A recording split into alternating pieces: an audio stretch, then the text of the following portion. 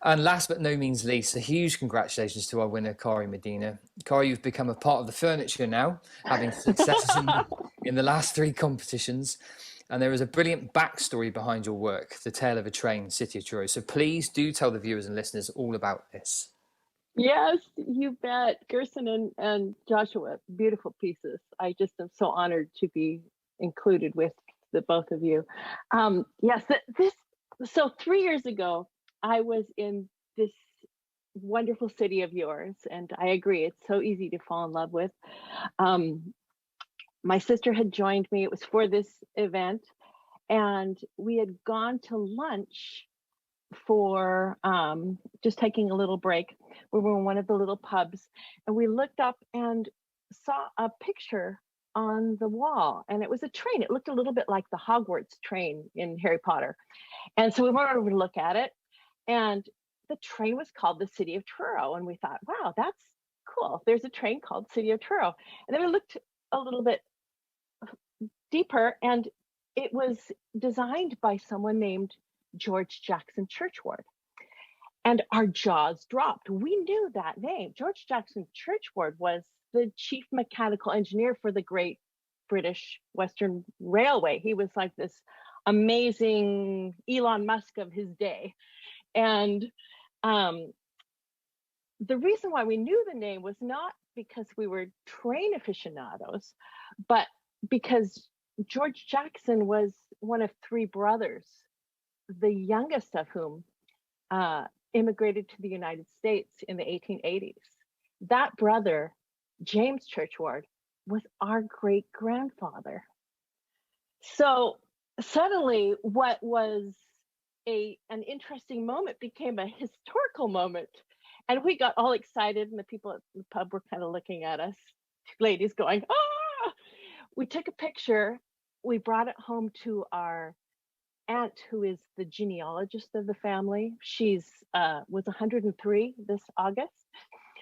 And she gave me this amazing tome, which tells the history of George Jackson Churchward and the City of Truro. And it turns out the City of Truro train was his legendary masterpiece, hitting 100 miles an hour at the turn of the 20th century, which was like a space shuttle speed for that day and era. So when I got home, I thought, oh my gosh, I've got to write a train song. I've got to write a train ballad song in that grand folk tradition. And so it was like some kind of a cosmic, coincidence. Those things happen, like this grand circle returning, beginning. And I thought, well, okay, it's got to tell the story of the City of Truro train. It's got to create those sounds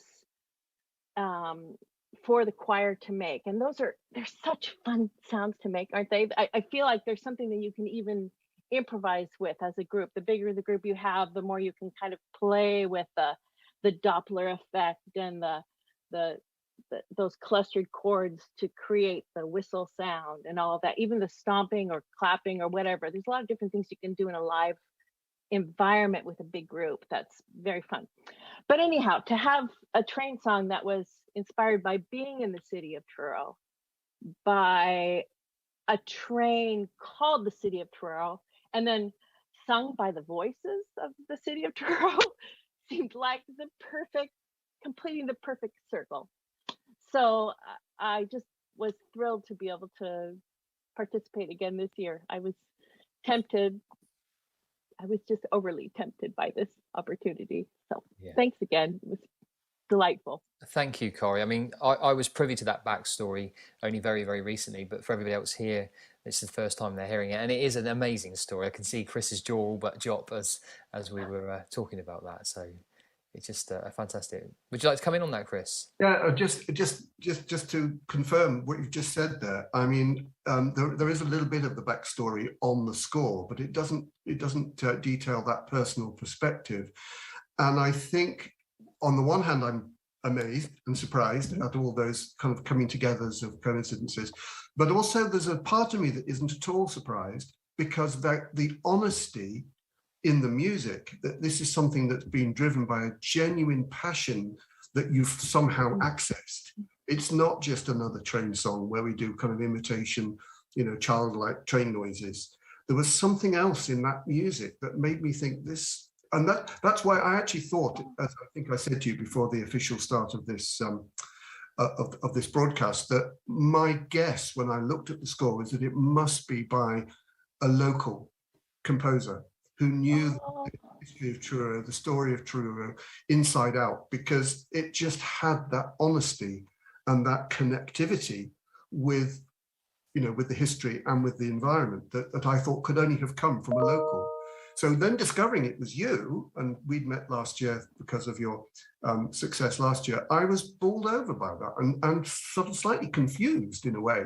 And now, now I understand exactly what's been going on there. Fantastic. Thank you. I'm so glad.